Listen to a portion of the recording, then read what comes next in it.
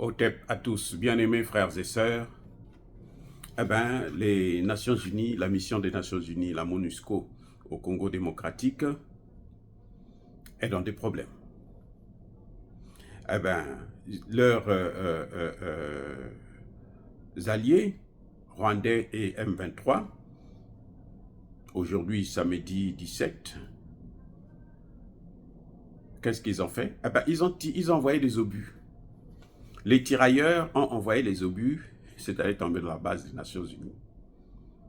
Ce qui était destiné à des populations civiles paisibles qui ne demandent qu'à rester chez eux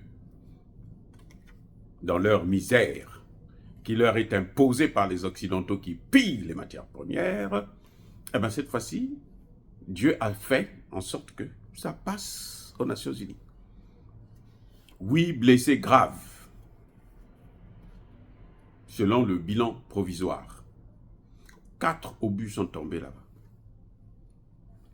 Et c'est le porte-parole de la 34e région militaire, M. Guillaume Djiké. C'est lui qui nous a donné l'information. Il dit que ils ont tiré sur les Nations Unies. Parmi les 8 victimes, il y a 7 ressortissants du Guatemala et un Indien. On a demandé, et nous demandons encore une fois de plus aux Nations Unies de quitter. Parce qu'ils n'ont rien foutu. Et on n'a pas besoin des observateurs de la mort des Congolais, du génocide rwandais. On n'a pas besoin des observateurs de ce génocide. Alors, je crois que les gens doivent prendre leurs responsabilités.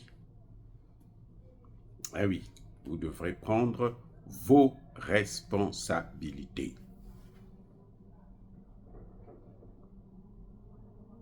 La particularité, la nouveauté, la grande nouveauté d'ailleurs, c'est que le M23 maintenant utilise des obus. Ah oui, vous savez, les Européens avaient dit qu'on va vous aider, les Américains ont dit qu'ils vont les aider, et puis bon, voilà, on est devant le fait accompli. Voilà le résultat. Parce que pour les Européens et pour les Américains, ils n'ont pas encore tué assez de Congolais. Il faut en faire encore plus parce que eux, c'est ce qu'ils savent faire. Vous savez, c'est ça, hein, malheureusement, c'est triste, mais c'est ça, c'est la vérité. C'est ce qu'ils savent faire, tuer les Congolais. Tuer des populations civiles pour piller des matières premières. C'est tout. Tout l'objet de ce carnage-là, le résultat, l'objectif, c'est piller les matières premières. Ils sont obligés de faire ça. Alors que le gouvernement congolais demande seulement qu'ils puissent venir le voir, signer des accords. Ils trouvent que ça coûtera trop cher et puis ça va développer le Congo. Donc, pour maintenir le Congo dans ce calvaire, alors il faut passer par le Rwanda. Demander, donner des armes au Rwanda pour attaquer. Et puis eux, derrière le Rwanda, ils viennent piller. Voilà ce qui est en train de se passer, la triste histoire. Et nous avons un problème avec le président Tshisekedi qui jusqu'à présent a peur. J'espère que la leçon que Tchani vient de donner aux Américains va réveiller la conscience de Tshisekedi. J'espère que la leçon que le ministre des Affaires étrangères du Nigeria a donnée aux Américains et aux Européens va réveiller la conscience de Tshisekedi. J'espère que la visite de Kaka Déby en Russie va réveiller la conscience de Tshisekedi. Parce que si il continue à jouer avec le sang des Congolais, en évitant la solution, la vraie solution, il est allé prendre d'abord l'EAC, ils sont venus, ils ont fait ce que l'Europe leur demandait de faire. Ils ont aidé le M23 et ils ont aidé les autres, l'armée rwandaise. Il les a chassés et il est allé prendre encore d'autres voyous africains, la SADC, qui est là depuis bientôt 3 mois. Et vous savez quoi? Ils ne se sont même pas encore installés. Ils ont peur de faire la guerre, alors qu'ils ont reçu un mandat pour la première fois. Ils ont reçu un mandat de l'Union africaine. Un mandat offensif de faire la guerre. Et ils ne l'ont pas fait. Ils continuent à traîner. Et nous demandons à Tshisekedi, les Congolais sont prêts à mener le combat eux-mêmes, mais ils ont besoin seulement des armes. Et les seuls qui peuvent nous donner des armes, comme ils ont fait au Mali, au Burkina, et ils sont en train de faire au Niger, ce sont les Russes. Mais encore faudrait-il que le président Tshisekedi prenne son courage à deux mains, qu'il ne recule pas. Parce qu'il avait commencé les démarches, mais après, il a reculé à cause du chantage des Américains et des Européens. Mais qu'il sache qu'on peut manipuler un chef d'État, mais pas une population. Et cette population-là finira par comprendre que le problème, ce n'est même plus le Rwanda, mais c'est Tshisekedi. Parce qu'il a la solution en main, il ne veut pas l'appliquer. Il a levé le moratoire sur la peine de mort, très bien, nous saluons cette décision, mais ça ne suffit pas. La vraie solution viendra quand Tshisekedi ira en Russie signer des accords militaires avec la Russie. Ce n'est pas les 7 milliards que les Chinois vont investir pour construire les routes là qui vont arrêter la guerre. Non, au contraire. Ils vont construire et la guerre va détruire. Et ça ne servira à rien. Si encore il avait dit les 7 milliards là, donnez-nous des armes avec ça, nous on va faire la guerre, peut-être que ce serait saluable. Peut-être que ce serait mieux.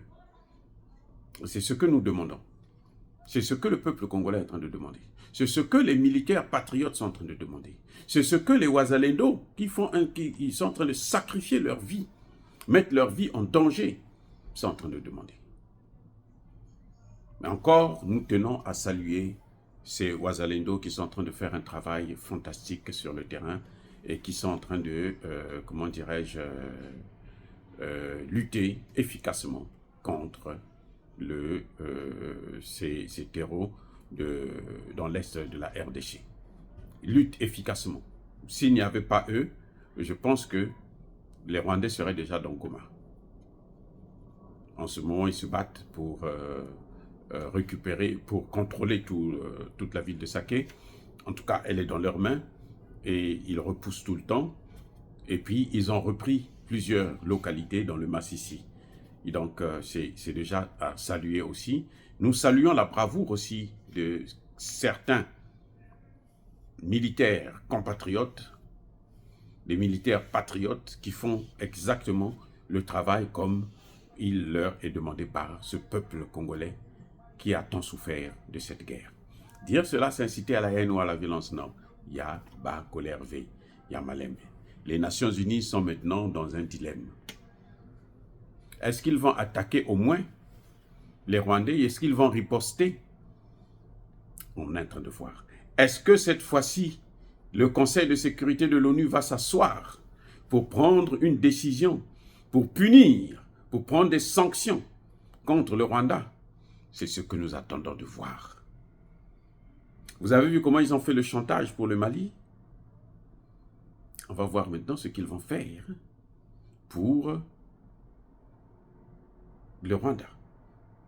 Sans ça, s'il n'y a pas de sanctions, ça veut dire que c'est un divertissement, encore une fois de plus, comme ils ont l'habitude de le faire, pour libérer, pour faire chasser la population, pour déplacer la population, ils se font attaquer exprès, et puis ils demandent à la population de partir parce qu'on ne peut pas les protéger, et ils s'en vont. Cette fois-ci, là, eux, ils vont partir, ils vont laisser nos soldats congolais sur place, et les Wazalendo vont lutter contre ces gens. Parce que c'est ce qu'ils ont toujours fait.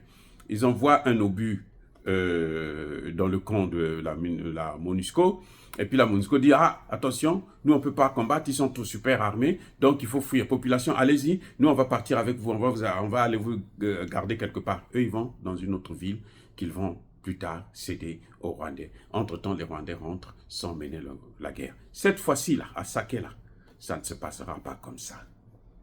Nous ne voulons pas qu'ils puissent rester là. parce qu'ils n'ont rien fait, ils ont eu 30 ans, 25 ans exactement, pour pouvoir mener cette guerre. Maintenant, ils peuvent partir. On ne veut plus d'eux. Ils sont indésirables. Parce que ce sont des minables, ce sont des criminels. Des casques bleus.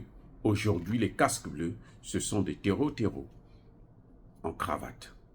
Et les terreaux, ce sont des casques bleus, sans béret bleu. Dire cela, c'est inciter à la haine ou à la violence. Non.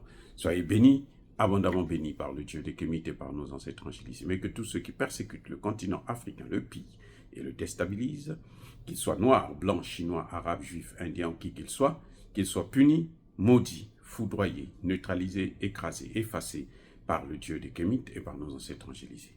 Vive l'Afrique éternelle, je dis et j'assume.